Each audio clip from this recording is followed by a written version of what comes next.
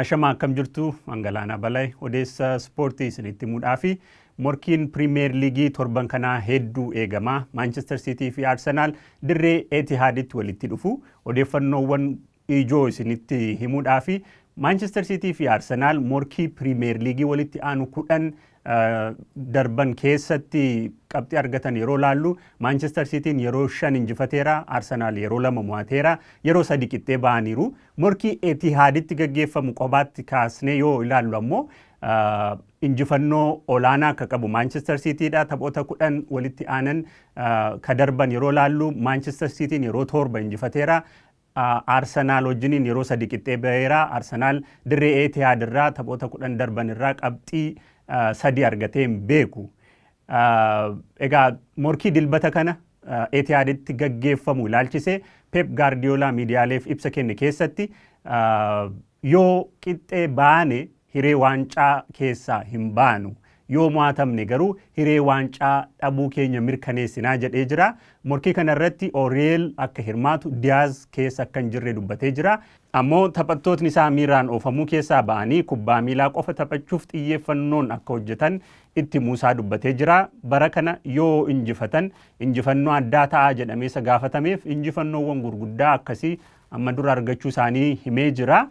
Ijoollee haaraa kilabichatti makaniif garuu taphichi injifannoo yoo argatanis yoo shaampiyoonaa ta'anis milkii kan argatan yoo ta'es isaaniif hiika guddaa kan qabu ta'uu dubbatee jira. Faallaa kanaan Mikel Arteetaan Saakaan miidhamuusaa himee jira. Tapha kanarratti hin hirmaatu jedhee Maadweekeen miidhamuus badaa yaaddessaa miti jedhee jira. Waa'ee Kaalafiyoorii, Timbarii fi Odegaard ammoo shaakala sanbataa booda dubbannaa jedhee jira. Walakkaa xumuraa Shaampiyoons Liigii Awurooppaaf darbuu isaanii waancaa Piriimeer Liigii akka injifataniif hamilee akka ta'uuf Mikel Arteetaan dubbatee jira. Qormaatni Arsenaal inni guddaan Siitii immoo ilaalchuma mataa isaaniitii ka jedhu irratti Arteetaan miidiyaaleef deebii kennee jiraaxiin sammuun keenya yeroodhaa yerootti fooyya'aa jira yaada jedhu kennee jira.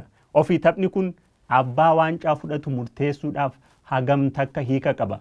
Dhuguma guyyaa dilbataa abbaa waancaa fudhatu hin murteessinaa. Taphoota hafanii fi herreega isaa gaafa laallu murteessuu dhiisuu danda'a. Taphichi gareelee lamaaniif baay'ee murteessaa ta'a. Haa ta'u malee abbaa waancaa injifatu garuu guutummaatti ni murteessa jechuun hin danda'amu. Arsenaal gara Etihaad imalaa akka jiru ammayyuu garaagarummaa qabxii 6 Siitii dursaati. Kanaaf Siitiin yoo injifatee jedhe garaagartummaan qabxii 6 gara 3tti xiqqaataa. Siitiin tapha dabalataa tokko harkaa qaba. Arsenaal injifatee yoo jedhe immoo garaagartummaan qabxii jiru 6 gara 9tti ol guddata. Ammayyuu gareeleen lamaan wal injifatanis qixxee ba'anis taphootni hafan 5 murteessoo ta'u. Arsenaal injifatee jennaan garuu harki isaa hiixatee waancaa Piriimeer Liigii tuttuquu jalqabuusaa akeekuu danda'a. Taphootni hafanoo eenyutu cimuu danda'u? Egaa Maanchestar Siitiin tapha 6 qabaa. Arsenaal tapha 5tu isaa hafa. Tapha dilbataa erga taphatanii booddee.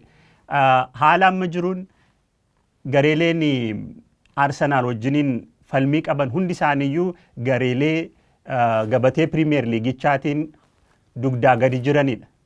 Faallaa kanaa Maanchestar Siitiin gareelee hiree bara dhuftu hiree morkii Awurooppaa argachuu barbaadan waliin walitti dhufa. Sadan isaanii kan bara dhuftu hiree morkii Awurooppaa argachuu barbaadanidha. Imalli isaanis garasitti kan isaan geessudha. Brentford kaasuun hin danda'ama. Aston Villa ka Champions League Awurooppaa keessa galuudhaaf morkachaa jiru kaasuun hin danda'ama. Akkanuma Evertonis hiree morkii waancaa Awurooppaa keessatti bara dhuftu of ilaaluudhaaf garee tattaafataa jirudha. Kuni Maanchestar Siitii caalaa Arsenaalitti akka salphatu, Maanchestar Siitiitti immoo akka ulfaatu kan akeeku ta'a. Tilmaama Optaa Super Computer yeroo laallu immoo morkii torban darbe gaggeeffamee Bournemouth Arsenaaliin injifatee Maanchestar Siitiin immoo Chelsea injifatee booddee tilmaama amma dura eenyu shaampiyoonaa Ingilaand bara kanaa taasa jedhu irratti kennee ture akka gaariitti fooyyessee jira. Tapha kana dursee Arsenaal 97.1 shaampiyoonaa ta'a tilmaama jedhu argatee ture. Tapha torbee sanaa booddee garuu tilmaamni Arsenaal shaampiyoonaa ta'aa jedhu gara 86.98tti gadi hir'isee jira. faallaa kanaan kan Manchester City dhibbeentaa 2.3 irraa gara dhibbeentaa 13.2tti ol guddatee jira. Hordoftoota keenya amma immoo taphoota Premier League torban kanaa hafan muraasaa fi tilmaama Chris Sutton sinitti himna. Sanbata xiqqaa Manchester United Chelsea waliin morkataa tapha Stamford Bridge'tti godhamu kana Chelsean 2-1 injifataa jechuun Chris Sutton tilmaamee jira. Liigicha keessaa bu'uuf fiixeerra kan jiru Spurs dirree isaatti Brighton keessummeessaa Sutton Brighton 1-0 injifatee Spursitti dubbii hammeessaa yaada jedhu kennee jira.